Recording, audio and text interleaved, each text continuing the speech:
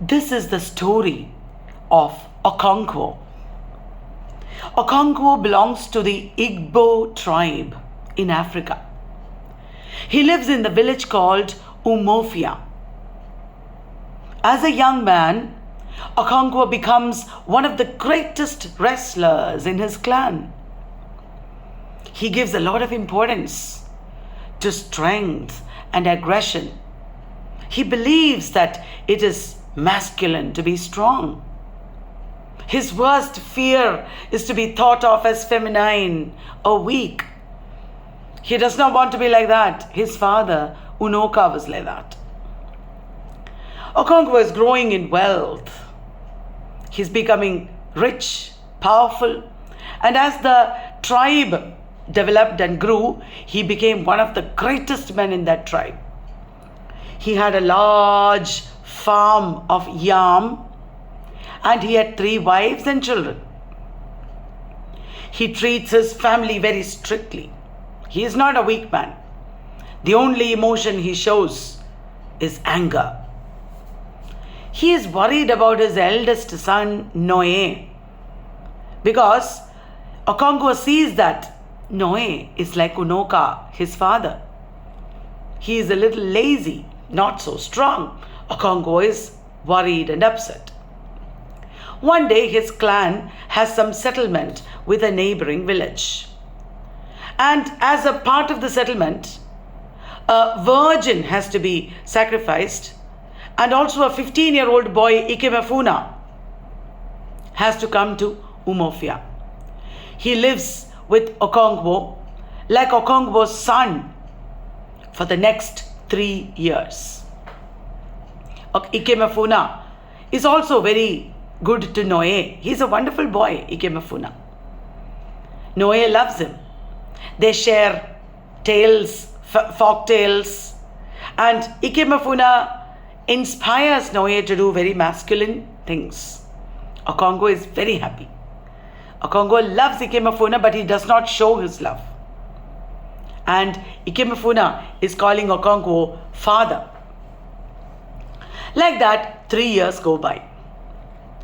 The elder of the tribe is called Ezudu. One day, Ezudu tells Okonkwo that Ikemefuna must be sacrificed. Ezudu also tells Okonkwo that Okonkwo should not take part in the killing, because Ikemefuna is like a son to Okonkwo. He calls Okonkwo father. Okonkwo wants to show his strength of character. He does not want to be weak. He ignores this advice, fearing that others will think him weak and effeminate. He takes Ikemefuna somewhere and kills him by striking him from behind. Okonkwo is seriously affected by what he has done, but he doesn't show it. Soon after this elder, Ezudu, passes away, dies. There is a funeral. The entire clan is taking part in it. During the funeral, Okonkwo's gun accidentally goes off, and the Ezudu's 16-year-old son is killed by the gunshot. Okonkwo didn't do it on purpose, but what to do? It happened. So killing a clansman is a crime. Okonkwo has done it. He has no choice. He has to go away on exile. With his family, he goes to his mother's native place, Mbanda. This is an accidental crime, which is called a female crime in that community. So after 7 years, he can return. So Okonkwo is for 7 years in exile. He and his family are working hard to start a new farm. Okonkwo's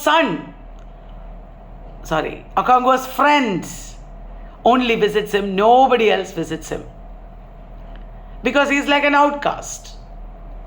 And gradually, after 7 years, he can also return to his native village. While Okonkwo is away, white men appear in those regions. They are spreading Christianity. they are slowly controlling the people. And there is a lot of rumor about how they spread their power. Okonkwo is in Mbanda, and the white men arrive in Mbanda also. But nobody in Mbanda is attracted by Christianity. Noe, however, is attracted, and he joins the Christians, much to Okonkwo's outrage. Finally, Okonkwo returns to Umuofia. There everything is changed because of the white men. Mr. Brown, one white missionary, is there. He is very patient with the people. He has a very understanding nature. He has done some good things for the people. He built a hospital. He built a school. And many people have enrolled their children also in the school. But unfortunately, this Mr. Brown has to leave. One very strict man called Reverend Smith now comes. He is not a good, friendly character. He is uncompromising. And he also encourages fighting between the converted Christians and the natives. One day, there is Enoch, a fanatical convert. He unmasks one Egwugu. Egwugu means the people of the natives, they would wear masks and then they will become the ancestors. They will go on a procession. There is a ceremony. To unmask an Egwugu is like killing an ancestor. Very bad. When Enoch unmasks the Egwugu, everybody is angry. They burn down the church that belongs to Reverend Smith and his men. Reverend Smith brings the police. There is a district commissioner. He tricks the people of Umuofia to come to him, and then by this clever trick, he arrests them. Okonkwo and the other leaders of the clan, they suffer beatings and they have to pay a fine. They are insulted. But then after a few days, they are released. And then after the release, the leaders of the clan decide to meet and consider war. While they are discussing, the court messengers arrive, asking them to stop the meeting. As soon as they hear this, everybody is scared, but not Okonkwo.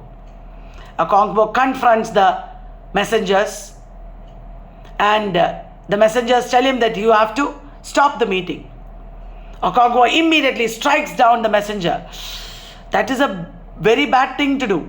You should, in no culture can you kill a messenger. Okonkwo does that.